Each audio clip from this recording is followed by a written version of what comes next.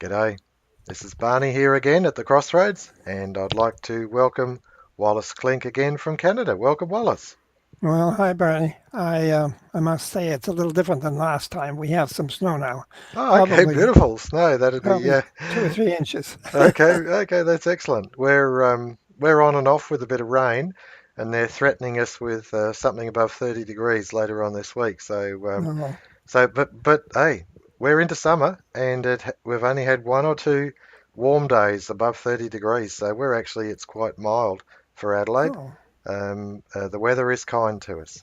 The weather is kind. So a couple of inches of snow, so you're going to get a northern Christmas, and that's lovely. Yeah. well, it's bad for the roads. The roads are dangerous. That's the problem. Okay. Yeah. Well, there's the upside and the downside to it. That's right. No worries. All right, Hmm. Wallace, our subject today, and this is the one that we're going to bring home. This is the last forum we're going to do, the main forum, prior to our Christmas break. And the subject we're actually going to close out, bring to conclusion, hopefully, the discussion on the price system. Now, we've discussed previously, we've discussed how the price system is an accumulation of costs that go into the final product. And a percentage of that is wages and dividends and salaries. But the percentage is becoming less and less. And with modern technology, automation, robotics, we're seeing it in the farm industry, where 150 years ago, 75% of the population were actually engaged in the production of food. Whereas now it's as little as 4% or even less. And of course, with the more advanced robotics, they're picking fruit off trees, they're harvesting with great combine harvesters, so they're able to harvest and almost replant at the same time. It just goes on and on with these machines that they can just do so much with so little labor. And so that what that means is that there's less and less spending power. And the anomaly in the price system is that the less and less spending power has to be made up, and it needs to be made up with an injection of new money. The unfortunate thing is that the new money that's being made up is in the form of debt, and it's in debt to private banks. And historically, Australia has been able to provide a sufficiency. For 12 years, we had a policy in Australia of where the Commonwealth Bank of Australia was able to provide sufficient debt-free credits for us to expand our infrastructure, Board of Works, the Commonwealth steamships, woolen mills, the East-West railway line, and at the same time as we're doing all of this infrastructure, we're actually executing, processing the requirements of the First World War. And we came out of it at the end of the war, and at the end of this period, we came out of it debt-free. Australia was debt-free. Now, other nations have been paying off these debts for, even like Britain, for more than 100 years. And this anomaly is policy. It's an outworking of policy. And what we're looking at with the price system is we're looking for a change of policy. And I think it's absolutely fascinating, because the more I look at this, the more I realize that it's got a lot to do with our thinking of how we actually came about to achieve the political vote. The political vote. And I think that that's an excellent starting point for this morning's discussion. Wallace. Well, the political vote is worth, as we see, just about how much you pay for it. It's not too effective.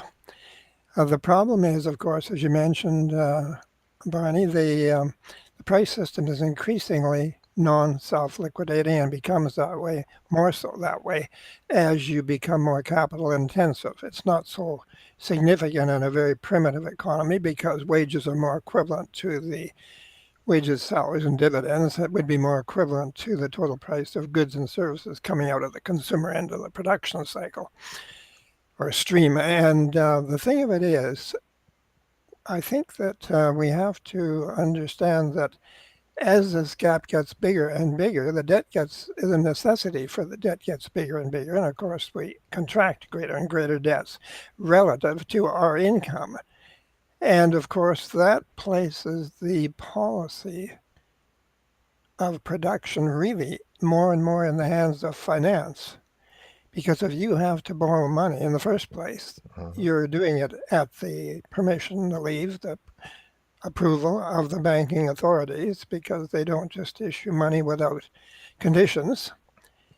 And it brings into question whether or not, I mean, who should be determining production policy? Should it be the consumers for whom production actually takes place, or should it be vested in a third party? Mm.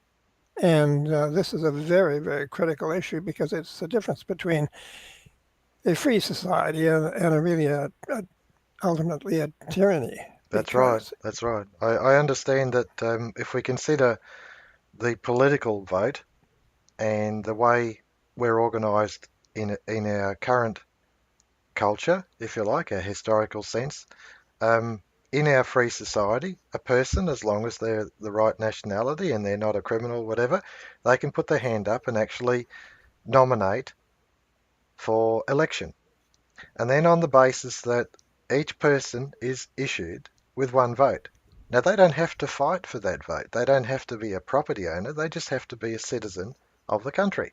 And then they have a right to vote. And it's free. They don't have to work for the vote. The work has been done. It's been done by previous generations. And so they have this right to vote, to cast their vote. And their vote is as valid, the prince and the pauper is as equally as valid as each other. And on the basis of that, that's actually part of our cultural inheritance. Now, that's been built right, up, that freedom has been built up over millennia, over thousands of years, in order for us to actually get to a point where we have that right to vote, that right to express ourselves and to come to an agreement as a community. Now, where we have a situation in the economic system where we've got, if you like, tyranny. We've got tyranny in the economic system, and that is the tyranny is actually outworked from the banking system through industry and government. And it's the tyranny of power over every single person. And that tyranny of power is actually the use of the money system to cause indebtedness, not only to the individuals in society, but also to the structure of society, the governments, all the levels of governments and industry. And that tyranny is what we're on about. This is what social credit is on about. It's about undoing the tyranny and handing that money vote, that economic democracy, handing it back to the individual, which is where it rightfully belongs. Wallace. yes, if you place sufficient purchasing power in the hands of the consuming public so that they can acquire everything that is being produced as it's being produced, you are giving them the power to actually dictate through their money vote, their preference is expressed to that vote, the policy of production because production has to respond to Mm-hmm. consumer demand. Mm-hmm. But under the present circumstances, the governments are going more and more into debt in order to try and fill this gap between prices and incomes. And in so doing that, they are actually enhancing or enlarging the power of the state and the individual as being robbed by power accordingly. Power does not exist. Nature abhors a vacuum. Mm-hmm. If power is not in one place, it's going to move into a vacuum. Mm-hmm. And so if it's not with the individual citizen, it's going to move into the hands of the state because if the individual doesn't have power and is always in increasing economic difficulty, he or she is going to go to the state as about the only place you can go Mm-hmm. to try and get relief. Mm. But I'm just going to cut across here, Wallace, and I'm just going to mhm, show some a web page which I've brought up quite a few times before. It's the debt clock, and okay, we're looking at the United States. It's got 21 trillion in debt, and the public debt to GDP is 70%, 70.768%. The external debt is 96%. Now, I think this to me is quite interesting because as we move down, let's pick a country like, let's have a look, see if we can pick up Ireland here. Ireland, there it is. Ireland, 218 trillion, it looks like trillion, and the external debt, there it is there, 924%. In other words, the community is basically bankrupt, not the government. The government, it looks like it's cleared its debt in a sense, it's only 71%, but the community is indebted to the tune of 924%. That's more than 9 years worth of production that they have to produce in order to clear their debt, and that's absolutely huge. So they are controlled because of that indebtedness. They are completely controlled, and policy is actually is determined by the banks. Wallace. That's right. If the banks aren't in debt, the people are going to be in debt because it's the banks who, by going into debt, help to relieve the people because it's new money being created and injected into the economy, and You that's the you way mean that. you mean the government? You've called it the banks. It's actually the government that's going into debt to rather than the people.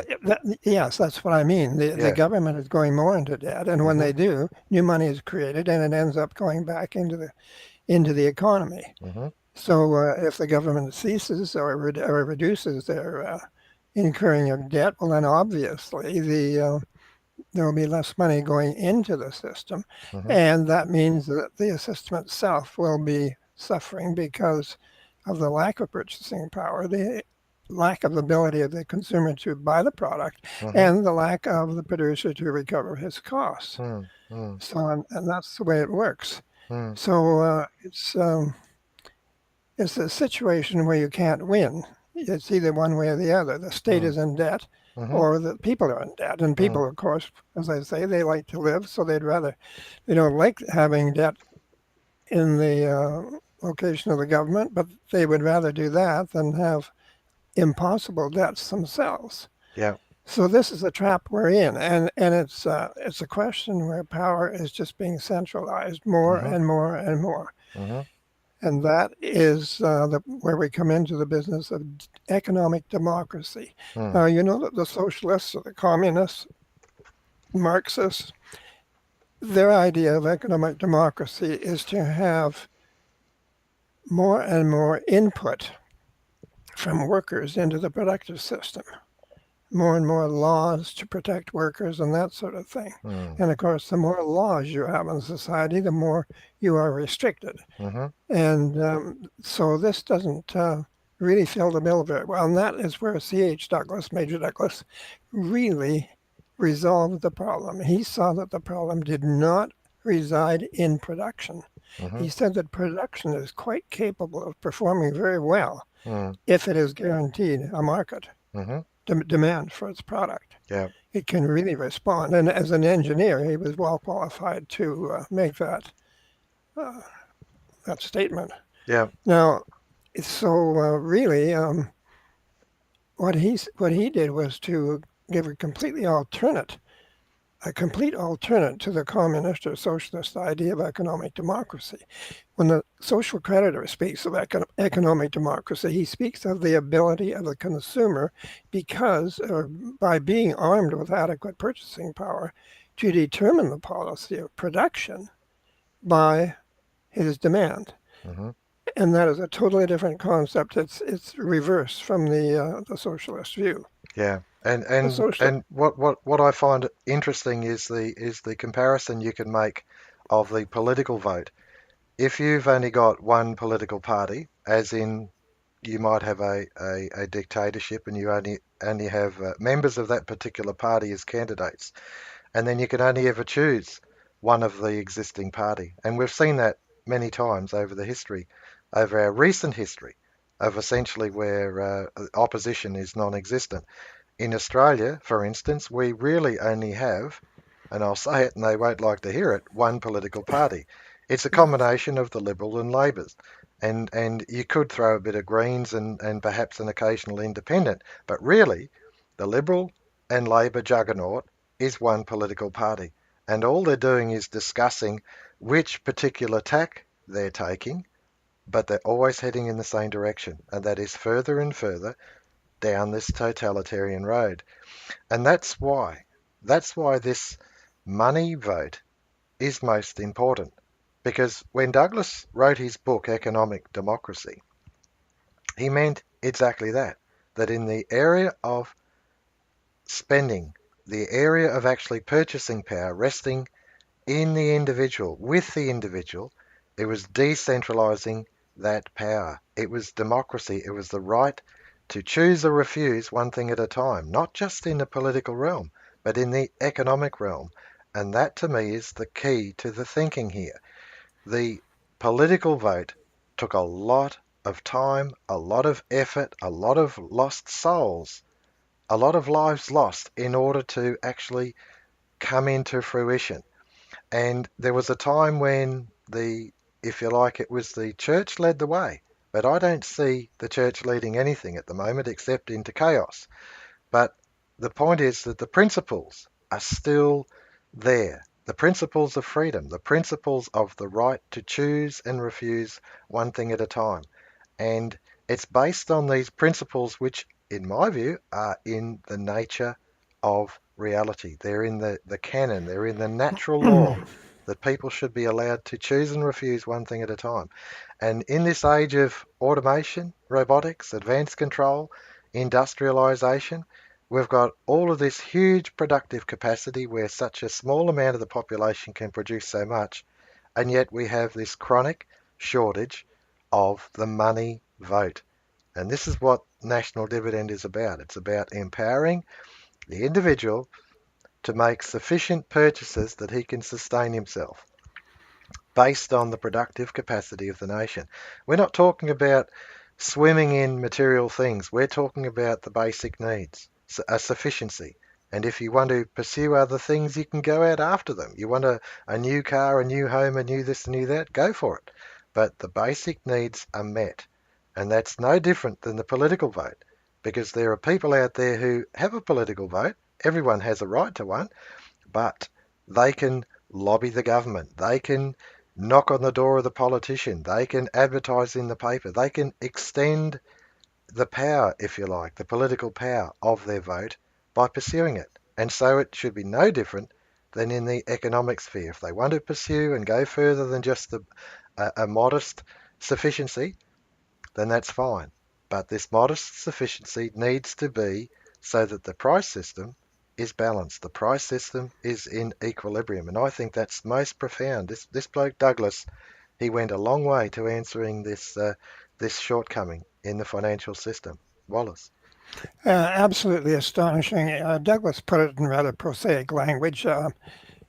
He said that political democracy without economic democracy is dynamite.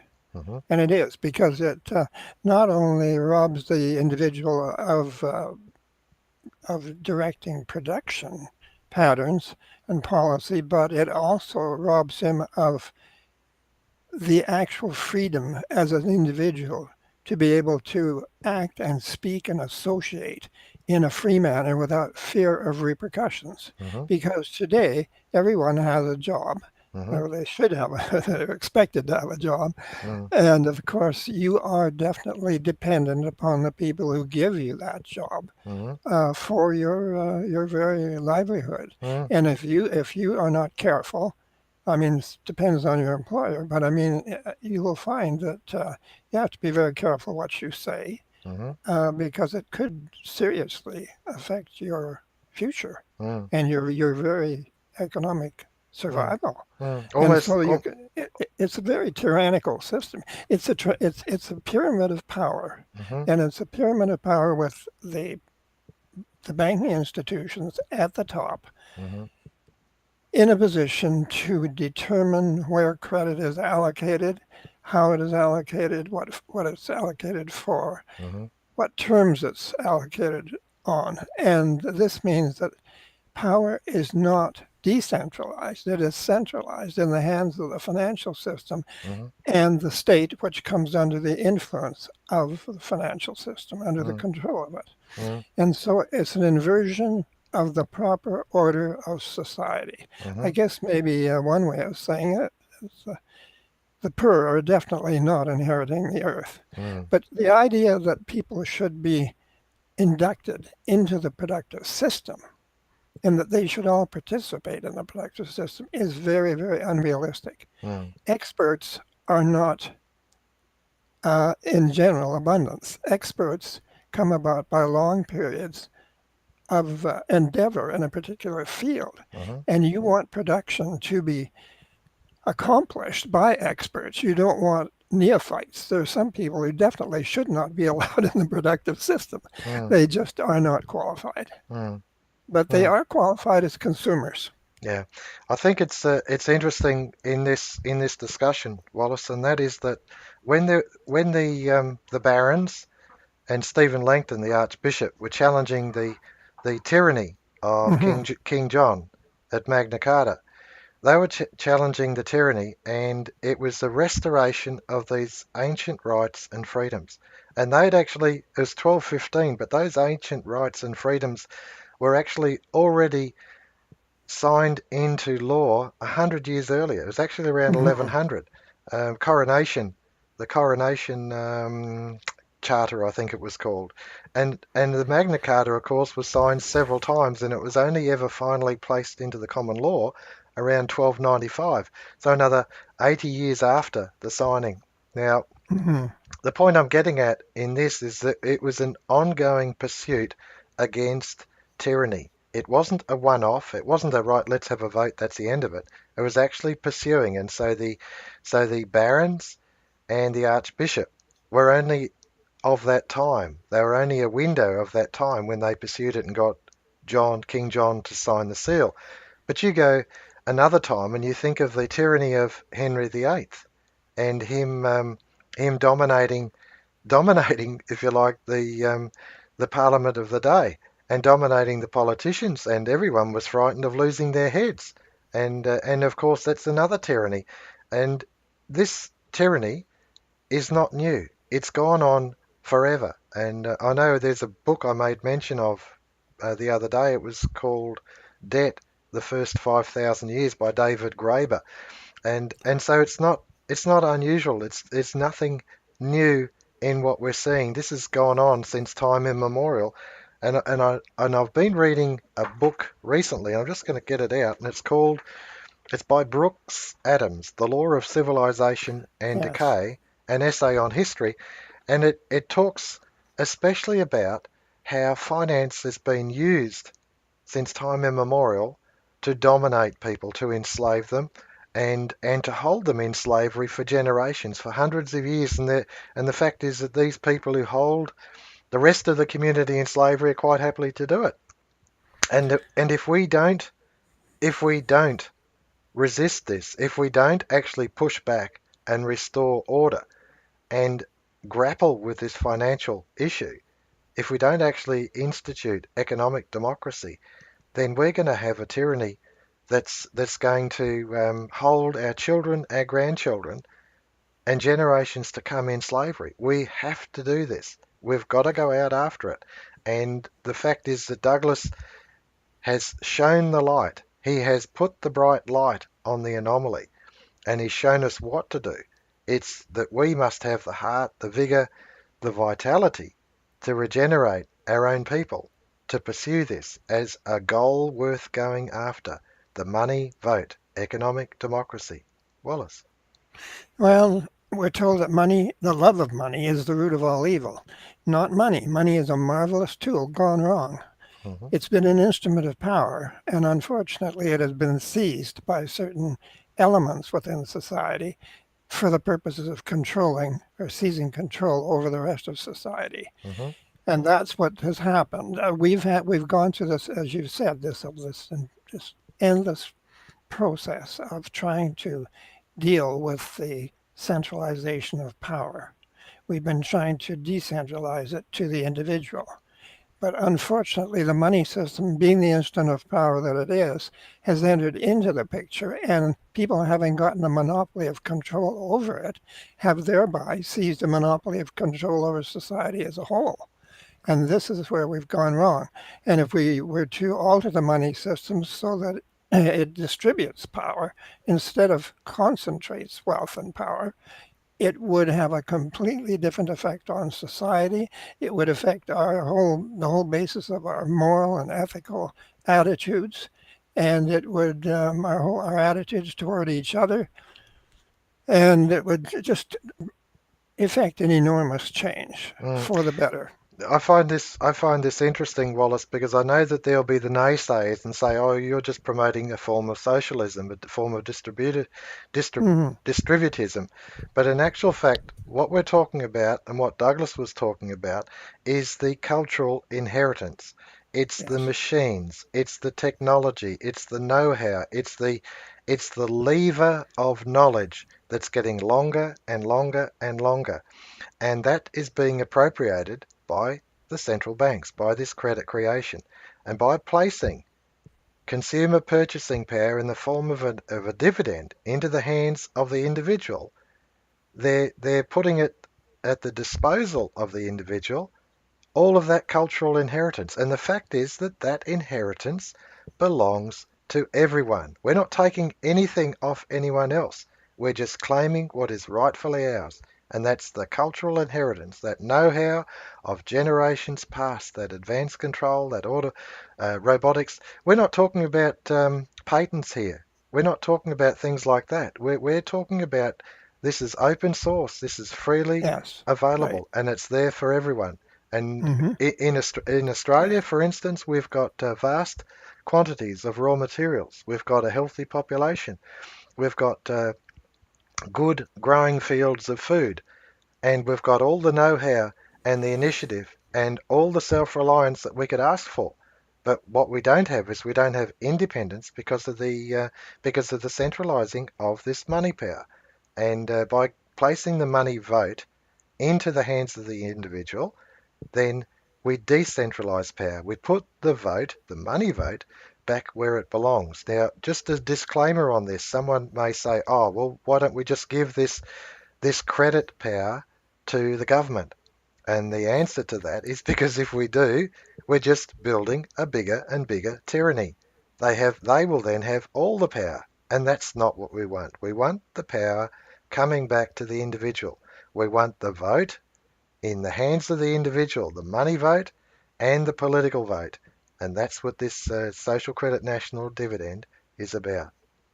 And today we're going the opposite direction. We're placing more and more power in the hands of the state that is financed by the financial system through debt. And Hmm. it's exactly the inverse of what should be happening. Mm, As far as socialism is concerned, whether you're talking about communism, this is for the absolute expropriation of the means of production and hmm. everything being put in the hands of the state. Hmm. Socialism is a little bit more moderate. It believes in more and more in taking control through stealth by giving the power more and more to the government to make decisions and Mm, to pass laws with regard to social concerns and interests and that sort of thing. But it is all concentration of power. hmm. And the more you have the citizenry disempowered, the more the state becomes Hmm. empowered Mm, under this in this pyramid of power with the financial system at its apex. mm, And so there is a very great difference here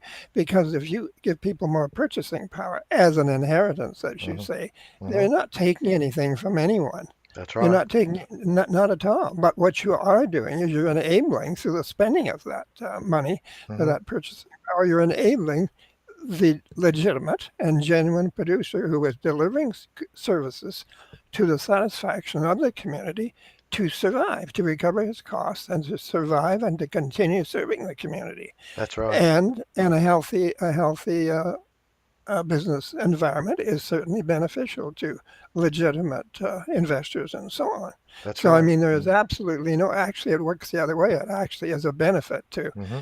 to the society as a whole Hmm. The and because the you're and the final point, Wallace, is that the national debt would become a thing of the past. The debts would be liquidated at the point of consumption.